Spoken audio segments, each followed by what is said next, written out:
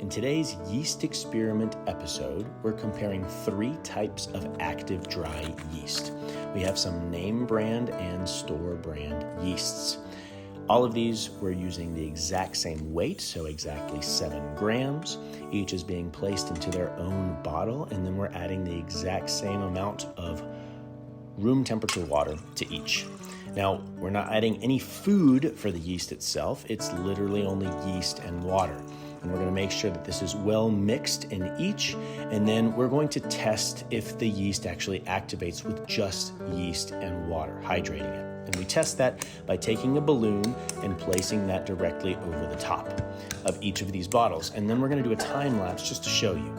So just with water, you can see there's a little bit of movement, and it's actually producing some gases. So it's activating. And this is what it looks like with just hydrated yeast.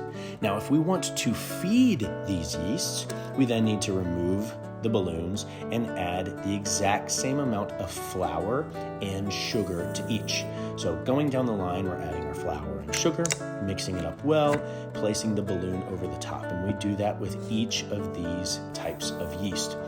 One right after the other, right down the line, making sure that it's well mixed, and we add that same balloon over to the top. Now that they're all in place, let's run the experiment one more time, and you can see how well that yeast is actually eating and activating, and it rises up fairly high. Each yeast type will react differently, but they will all go to maturity and then flatten back out. Hopefully this helps, and it's as interesting to you as it was to me.